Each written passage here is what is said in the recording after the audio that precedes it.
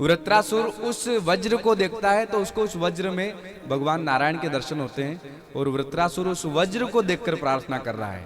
असुर है लेकिन प्रार्थना कितनी अच्छी कर रहा है देखो। न नाक पृष्ठम न च पारमेष्ठ्यम न सार्वभौमम न रसाधिपत्यम। हे प्रभु, न नाक पृष्ठम स्वर्ग नहीं चाहिए, न पारमेष्ठ्यम परमेष्ठी पद ब्रह्मा का पद नहीं चाहिए, न सार्वभौमम सार्वभौम जगत का कोई सा पद नहीं चाहिए, न योग सिद्धिर पुनर्भवम वा कोई सिद्धि भी नहीं चाहिए, कोई योग भी नहीं चाहिए, कोई तपस्या भी नहीं चाहिए। तो चाहते क्या हो? तो वृत्रासुर कहता है समंजसत्वा विरहे यकांक्षे। आपका विरह दे दो नाथ। विरह मतलब आप मिलना मत, पर आपकी याद हर पल बनी रहे, एक एक पल आप याद आते रहो। आपकी याद में सुबह से शाम, शाम से सुबह, दिन रात एक हो जाए, पर आपकी याद को एक पल के लिए न भूलूं मैं, ऐसा विरह दे दो। और उसमें विरह भी कैसा? वृत्रासुर कह रहा है अजात पक्षा एवं मातरम खगा।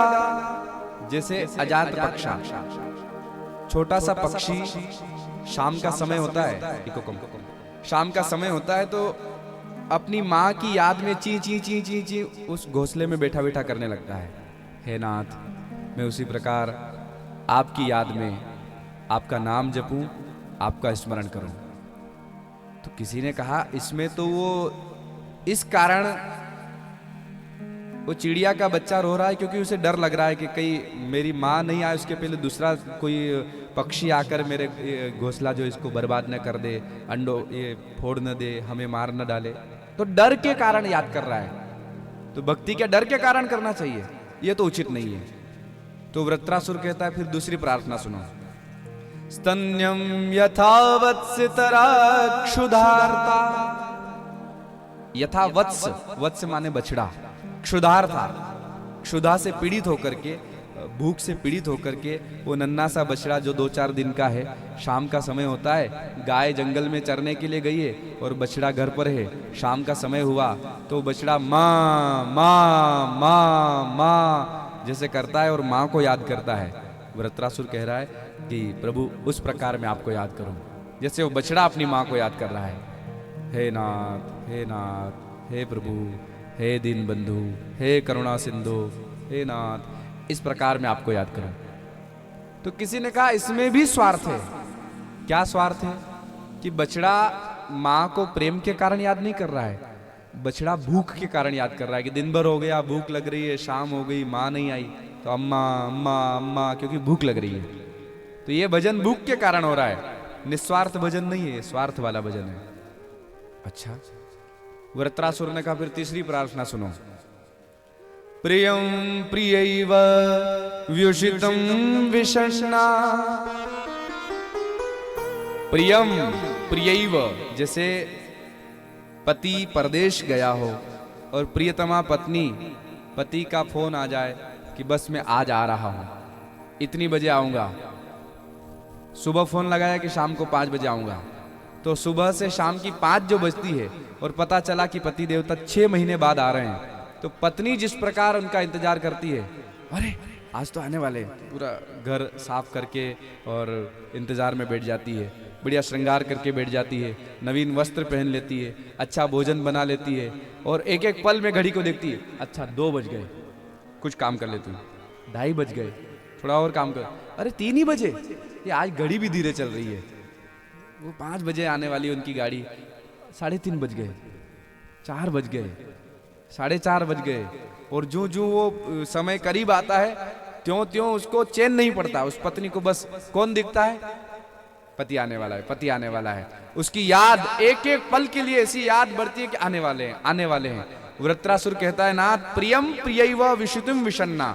जैसे वो प्रिया अपने प्रीतम को याद करती है जो परदेश से आ रहा है महीनों बाद, ऐसे ही मैं आपका स्मरण करूं। मनोरविंदाक्ष दिदृक्षते तमाम, उसी प्रकार मैं आपको देखने के लिए तड़पूं, आपके लिए दर्शन के लिए तड़पूं, ऐसी कृपा कर दो। भगवान ने कहा तथास्तु।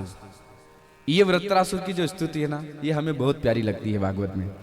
और वृत्रासुर का जब वध किया भगवान इंद्र ने, परीक्षित ने पूछा क्या भगवान दैत्यों को ही मारते हैं, दैत्यों पर कृपा नहीं करते? तो कहा कि ऐसी बात नहीं है, भगवान समदर्शी है। समः प्रियः सुहृद ब्रह्मन् भूतानां भगवान स्वयं, सबके लिए बराबर है, सब पर मोरी बराबर दाया। भगवान सब पर बराबर कृपा करते हैं। ऐसा नहीं कि जो मंदिर जा रहा उस पर ज्यादा कृपा कर देंगे और जो मंदिर नहीं जा रहा है, कृपा सब पर बराबर है। कृपा नहीं होती तो ये आंखें देख नहीं पाती, कान सुन नहीं पाते, वाणी बोल नहीं पाती, पैर चल नहीं पाते, हाथ काम नहीं कर पाते। उनकी कृपा है तभी तब शरीर चल रहा है। बोलो राधे राधे। तो आज तक भगवान ने किसी दैत्य पर कृपा क्यों नहीं करी? तो कहा कि हिरण्यकश्यपु का बेटा प्रहलाद, कथा से आप सब परिचित है। हिरण्यकश्यपु के भाई हिरण्याक्ष का जब भगवान ने वराह अवतार लेकर वध किया, तो उस समय हिरण्यकश्यपु ने कहा इस विष्णु ने मेरे भाई को मारा, बदला लूंगा। बदला लेने की भावना से वो तपस्या करने गया। लेकिन हिरण्यकश्यपु जब तपस्या करने गया, तब एक पक्षी के रूप में इंद्र आकर बैठ गया और बार बार नारायण नारायण नारायण बोल रहा था। तो इसे व्यवधान हुआ तो घर आ गया।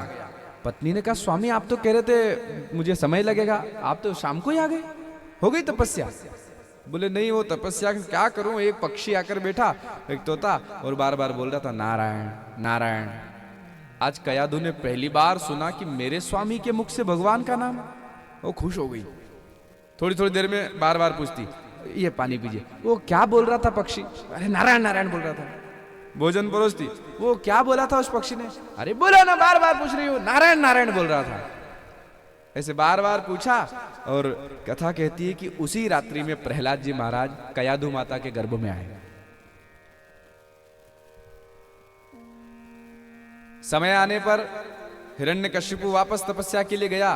कयाधु माता गर्भवती हुई, इंद्र को पता चला तो हरण करके ले जा रहा था।